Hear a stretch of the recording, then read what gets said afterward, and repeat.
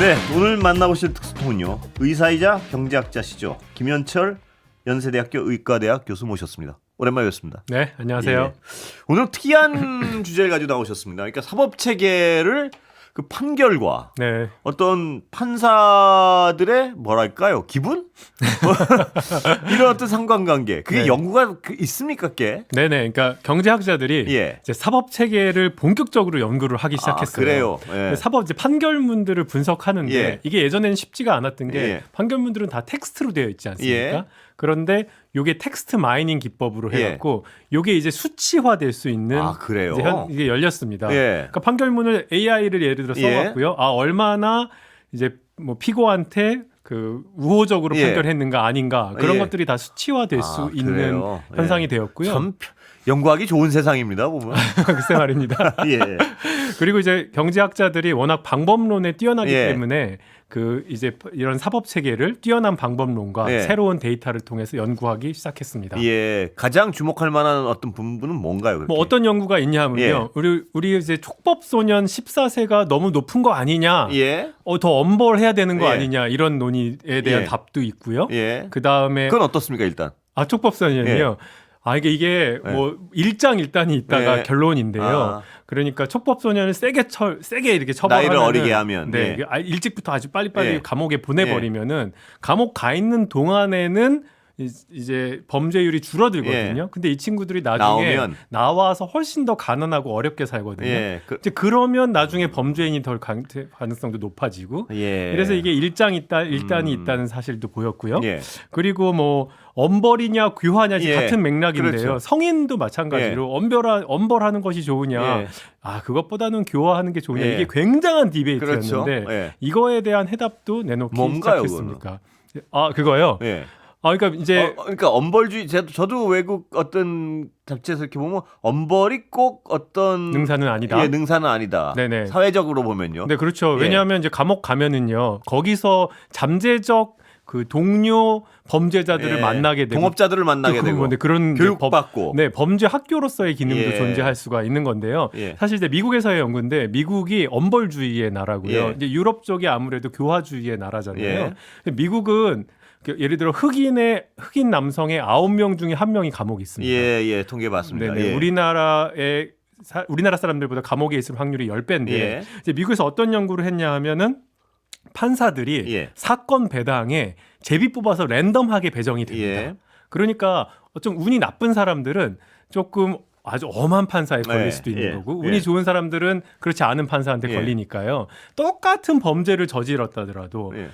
어떤 판사에 걸렸느냐에 따라서 이 사람들의 양형이 달라집니다. 예. 그랬을 때 과연 이분들을 이제 아주 장기적으로 추적 조사를 예. 해봐서 정말로 이것이 효과가 그러니까 이렇게 더 엄벌하는 것이 예. 어떤 결과를 가져왔냐, 예. 뭐 이런 연구가 있습니다. 예. 미국의 굉장히 유명한 연구고요. 예. 연구를 봤더니 예. 미국 성인은 적어도 엄벌을 했을 때 추가적으로 범죄율이 줄어드는 데는 효과가 없지만 예. 이 사람이 그 이제 자력갱생할 예. 그러니까 소득이 굉장히 예. 많이 줄고 예.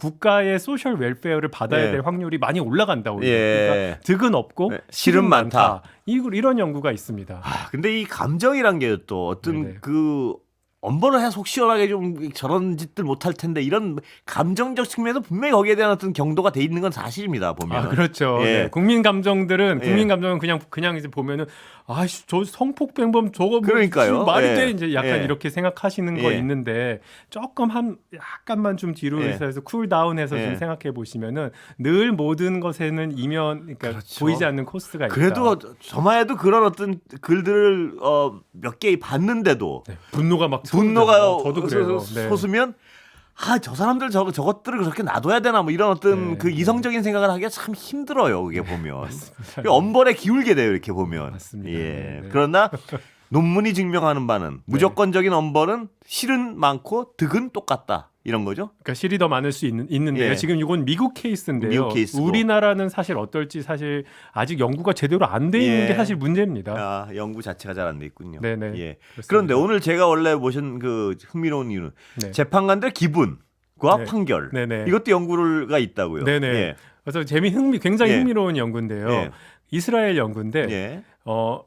이제 똑같은 분석을 이제 아까 말씀드린 텍스트 어널리시스를 해서요. 과연 피고한테 얼마나 그 우호적인 결정을 했는가를 예. 그 판사들이 판결한 시점에 따라서 했는데 하루의 시점. 예. 그러니까 아침에 딱 일어나서 기분 좋게 출근을 하면요. 굉장히 우호적으로 판결을 하십니다. 근데 예. 점심시간이 다가오면요. 예. 거기 이렇게 점점점 비우호적으로 변하고요. 배도 고프고 피곤하기도 하겠죠. 이제 배가 고프 예. 점심 먹기 전에는 좀 배가 고팠을 거고요. 예. 점심 먹고 나면 다시 또 우호적인 판결, 관대한 판결이 관대한 나오면 판결이 나고 점점 줄어듭니다. 예. 저녁 먹고 나면은 조금 우호해졌다가 점점 이렇게 굉장히 흥미로운 패턴이잖아요. 예. 이거를 보면서 예. 판사도 예. 배고프고 피곤하면은 좀 짜증을 느끼게 되고 예. 그럼 엄벌을 하게 되는군요. 엄벌하는 경향성이 적어도 이스라엘에는 예. 분명하게 보여진다. 뭐 이런 근데 내용이 그게 이제 있었습니다. 이스라엘 케이스가 얼마나 되는지 모르겠는데. 이스라엘 뭐 판결 거의 전체죠. 아, 그래요? 네, 그렇게 분석한 겁니다. 그럼 뭐 그 어떤 샘플 숫자는 충분한 거 아니에요? 전 엄청 인류로 많죠. 확대해도 뭐 크게 무리가 없는 거 아닌가요? 그거는. 뭐 그렇습니다. 예. 우리나라도 아마도 그러지 않을까 싶고 예. 굉장히 흥미로운 또 연구 판사가 감정에 영향을 받는다라는 흥미로운 연구 예. 중에 하나가요. 그 루이지애나 예. 주 미국에 이제 거기는 미식 축구가 진짜 그 대학 이 루이지애나 주립 대학은 예. 엄청나게 이제 미식 축구가 정말 예. 아주 최고의 스포츠인데요. 요게 이 대학이 예. 미식 축구에서 졌느냐 예. 이겼느냐 예. 요 미식 축구에서 지고 나면요 엄벌을 차합니까? 엄벌에 처하거든요. 엄벌 비율이 올라가는군요. 엄벌 비율이 예. 올라가는데요. 예. 어떤 상황에서 올라가냐? 그냥 예상된 패배에는 안 올라가요. 예. 근데 라이벌전에서 지면은 그때는 올라가고요. 또 약자한테 저도 올라가겠네요. 약체 팀한테. 약체한테 지면은 뭐 아주 그냥 극도로 올라가는 거고요. 그리고 예. 이 대학 출신 판사한테서만 올라갑니다. 또 그렇군요. 네, 그러니까 이 애교심, 네. 그건 이해가 가는데 네. 그 동네 사는 판사는 그래도 그 팀을 응원할 거 아닙니까? 꼭 출신이 아니라도. 뭐 그래도 그 대학 나와서 그 대학의 그 풋볼 경기니까요. 그 대학 판사들이 훨씬 더 많이 반응을 하는 거죠. 그러니까 판사 기분 나쁘면 어쩔 수 없이 네. 통계를 보면 엄벌 비율이 올라간다. 네, 그렇습니다. 이건 뭐 어떻게 보면 당연하게도 느껴지고요. 어떻게 보면 또 어떤 사법 체계가 완벽한 게 아니니까요. 그거는 네. 뭐 사람이 하는 거니까. 네, 그렇습니다. 그런데 제가 그 설명을 듣고 나니까 네. 굉장히 흥미로워지는 게 요새 그 헌법재판 지켜보셨을 거 아닙니까? 네네. 그러면 지금 이 논문 이론에 따르면 네. 제가 지켜보는 제 주관에 있어서는요. 네. 윤석열 피청구인 쪽 그 변론인들이 네. 굉장히 재판부를 화나게 할 만한 언행들을 많이 했어요. 제가 보면. 네. 제가 보다가도 내가 판사면 화날 텐데 저거. 네. 안 좋은 거 아닌가요? 이 피청구인 입장에서는. 네네. 절대 좋은 전략이 아닌 것 같다는 생각이 지금 이 설명을 듣고 나니까 더 그런데요. 네, 판사를 화나게 하거나 짜증나게 하는 거는 좋은 전략이 아니라는 건 예. 뭐 당연한 예일 것 같고요. 예. 사실 판사가 제가 요 강의 그러니까 요 내용의 강의를요. 예. 사법연수원에서 한 적이 있었습니다. 예. 판사님들 중견 판사님들이 많이 오셨어요. 예. 처음에는 좀 받아들이기 힘들어 하시더라고요. 예. 우리 나름대로 최선을 그렇겠죠. 다하는데 객관적으로 한다고. 최대한 예. 객관적으로 예. 하는데 당신들도 당신들도 인간이 아니냐. 그렇죠. 부부싸움 하고 나서 오시면은 예. 아무래도 짜증나면은 예. 이렇게 엄벌하지 않으시겠냐고 했더니 또 나중에는 좀 인정을 하시더라고요. 그리고 말입니다. 뭐 제가 정치적인 문제를 여쭤보려고 그런 게 아니고 네. 요새 보면 헌법재판소 밖에서 네. 막 근거 없는 걸 가지고 재판관을 욕하고 이러면 판사도 사람인데 화가 날 거 아닙니까? 근거도 네. 없는 걸 가지고 막 매도하고 이러면. 그러니까 예를 들어서 예. 인신공격을 진짜 그래서요? 세게 했다 그러면은 또 맨날 집 앞에 와서 시위하고. 그러니까요. 그런 거 역효과 나올 수 있는데요. 예. 근데 또 어떻게 생각하면요. 국민들이 예. 이제 뭐 예를 들어서 탄핵에 반대한다는 여론이 막 너무 많이 올라가 갖고 예. 나는 이거 탄핵해야 되는 것 같은데 막 그런 여론이 지나치게 올라가서 막 확 압박으로 예. 되면요. 그러면 그거에 영향을 또 받을 수 있다는 게 예. 저는 이제 그러니까 아무래도 이제 판사들이 이제 사람이다 보니까 예. 그래서 국민의 여론 그러니까 뭐 탄핵 반대냐 찬성이냐 이런 여론이 저는 영향이 없지는 않을 없지는 않을 거라고 것이다. 생각합니다. 그러나 탄핵을 반대하는 여론이 급격하게 높아지는 일은 없을 겁니다. 아마 제가. 그거는 뭐 그런 언론이 이제 그런 거를 막 띄워서 예. 이제 판사분들한테 영향을 미치는 이제 뭐 그럴 수 있잖아요. 예. 근데 그게 정말 그런 작전이 예. 효과가 아예 없다라고 아. 말할 수 없다는 거죠. 예. 네네. 국민 여론을 잘 전달하는 언론들도 많으니까요. 그런데 그러면 네. 이 재판에 있어서는 적어도 판사의 기분이 좋을 때 재판을 하는 게 좋겠군요. 그건 뭐 당연히 피고인의 입장에서는 피고인의 네네. 입장에서는 원고에서는 아니 원고 측은 당연히 네네. 아니고. 네네. 근데 재판 시간을 만들어 정할 수는 없으니까요. 그렇죠. 네. 그것도 그럼 약간의 어떤 운이군요. 인생 파라리 운이라고 제가 그렇습니다. 예. 네네. 그런데 경제학자 입장에서 이제 그걸 영향을 미친다는 건 알겠는데요. 네. 그렇다면 이 개선책이랄까 뭐 이런 걸 좀 고려해 볼 수 있을까요? 네, 저 예. 있고요. 예. 최근에 이제 어떤 판사님들 중에서요, 예. AI에 대해서 많이 이야기를 하고 예. 있는 분들이 좀 많아요. 예. 그리고 심지어 AI 대학원에 유학 갔다 오신 판사분도 계십니다. 예. 지금 판사분들이 보통 자기가 그 판결문을 쓸 때요, 예. 제가 여쭤봤어요. 복붙 하시냐고. 예. 그 과거 판결문 그럴 참고하셔서 예. 많이 하세요. 하겠죠. 워낙 길기 때문에 예, 그걸 다 쓴다는 예. 게 말이 안 되거든요.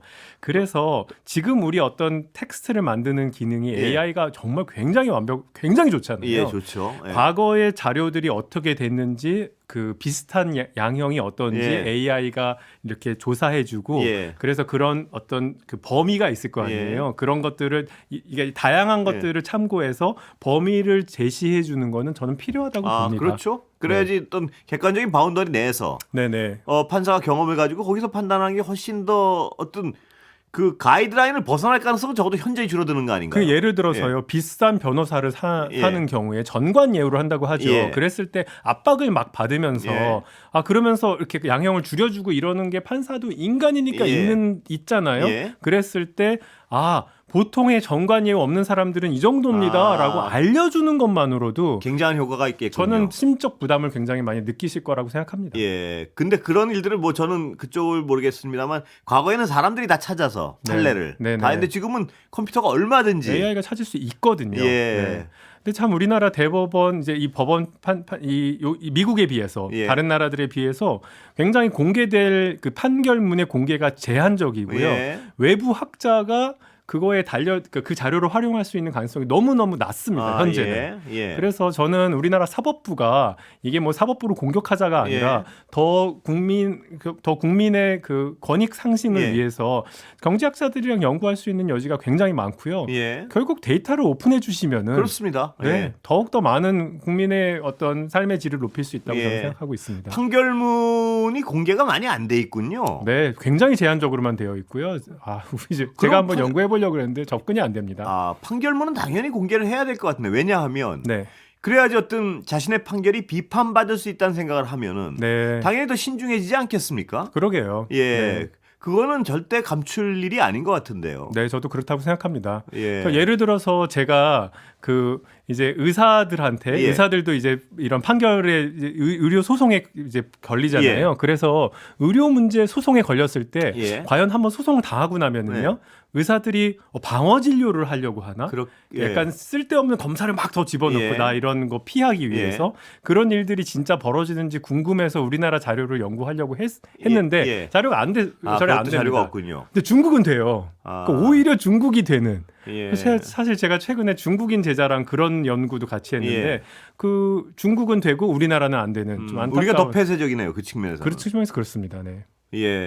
그렇다면 그런 어떤 모든 자료는 하여튼 열린 사회일수록 그런 자료가 공유돼야 되는 거 아닌가요? 네. 그래야지 판사의 성향도 그러니까 이 무소불위는 어느 자리에서는 안 좋은 것 같아요. 내가 무슨 판결해도 내가 판사인데. 그런 어떤 자신의 어떤 논리적 근거를 제시하고 그거를 평가를 받아야겠죠. 그것도 판사의 판결도. 네, 그렇다고 생각합니다. 뭐 혹시 대법원 혹은 뭐 사법 체계에 관련돼서 일하시는 분들 오늘 방송 들으시면은 전향적으로 한번 검토해 주시고 또 경제학자들한테 연락 좀 주십시오. 다른 쪽은 어떻습니까? 경제학자가 접근할 수 있는 어떤 이 사회정의 차원에서 어떤 저희 경제학자들이 또 그 그러니까 그 범죄에서 이제 나올 분 이제 그 감옥에 있다가 나올 분들이 재범을 줄이는 방법에 대해서 연구를 한 것도 있습니다. 다양한 연구가 있군요, 정말. 네네. 이거는 사회 실험이라는 방법을 통해서 그러니까 진짜로 코로나 백신 개발하듯이요 실험을 해보는 겁니다. 그러니까 이제 감옥에서 나오실 분들 예를 들어서 막 5천 명이 있으면요, 1,000명 다 랜덤하게 다양한 방법을 해보는 겁니다. 첫 번째는 돈을 줬습니다. 지금 당장 나가면 돈이 없으니까 예. 그 돈 없어서 또 범죄 저질 수들이 있잖아요. 예. 그러니까 뭐 몇 달치 월급 정도를 줘보는 거. 예. 두 번째는요, 인지행동 치료라고 해서 이 사람들의 참을성, 그 다음에 내가 범죄를 저지르고 싶은 유혹이 왔을 때 어떻게 대처해야 되는가. 이렇게 그 행동 지침에 대해서 이제 감옥에서 나갈 때 누구든 나 다시 들어오고 싶지 않거든요. 다시 들어오지 않으려면 어떻게 해야 되는지에 대한 인지행동 치료를 한 3달을 한 게 있습니다. 마지막 군에는요, 마지막 사람들은 그걸 둘 다 했습니다. 그리고서 한 5년을 이분들을 추적을 해본 거예요. 어땠을 것 같습니까? 그게 제가요, 짐작이 가는 건 당연히 3번일 것 같은데 3번이 제일 좋을 것 같긴 한데 1번, 2번이 효과가 있었을까 없었을까? 1번, 2번이요. 돈 주는 거 효과가 있었을 것 같은데요. 돈 주는 거는요, 아주 잠깐만 효과가 있었습니다. 그래요? 네. 그리고 인지행동 치료도요, 비교적 잠깐만. 둘을 결합해야 되는군요. 둘을 결합했더니 굉장히 오랫동안 범죄 예방 효과가 있었어요. 딱 이해가 갑니다. 네, 그러니까 이런 거는요, 사실 해봐야지 또 아는 거거든요. 우리나라는 사실 이렇게 체계적인 연구를 또 아직 해본 적이 없습니다. 그래서 아까 인지행동만 교육하면은 돈을 안 주고 인지행동만 교육하면 어떻다 그러셨죠? 그러니까 잠깐의 효과. 그것도 역시 돈도 잠깐, 인지행동 잠깐. 둘을 결합했더니 훨씬 더 효과가 1 더하기 1이 2가 아니라 1 더하기 1이 5였다. 이런 연구 결과가 되게 유명한 경제학 저널에 나와 있습니다. 경제학이 참 하시는 일이 많습니다, 보면. 저희가 피해도 많이 끼쳤지만 좋은 일도 사회학에서 해야 될 거 아닌가요? 그런 연구들은? 그게 왜 경제학의 연구 대상이 되는 거죠? 그러니까 이제 이게 돈을 주는 거는 일단은 경제학이 경계가 좀 모호한 부분도 있겠군요. 사실은요, 경제학이 지금 견통적인 경제학뿐만 아니라 다른 인간의 의사 결정에 대한 모든 것을 다 연구하고 있습니다. 그러니까 판사의 의사 결정, 그 범죄인들이 다시 범죄를 저지르느냐 마느냐, 사람의 행동이잖아요. 사람의 의사 결정, 이런 것에 대한 그 학문으로 되게 많이 넓혀졌고요. 이게 이제 데이터가 확보되고 방법론이 경제학에서 많이 발달이 되어서요. 그래서 또 이렇게 된 부분들이 있습니다. 데이터가 많이 공유되고 AI가 들어오고 하면 연구할 분야가 훨씬 더 어떤 실생활에 도움이 될 연구. 과거에는 너무나 자료를 방대하고 그거를 정리하기가 어려워서 불가능했던 연구들이 가능해지는 게 맞겠습니다. 당연히 그럴 것 같습니다. 인간 행위에 대해서 훨씬 개선을 불러올 수 있는 많은 연구들이 가능해질 것 같아서 기대가 큽니다.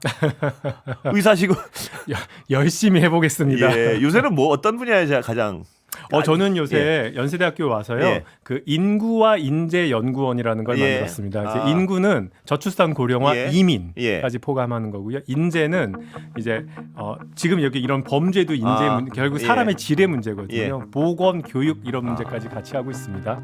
열심히 노력하겠습니다. 여기까지 듣겠습니다. 감사합니다. 김현철 연세대 교수 모셨습니다. 감사합니다.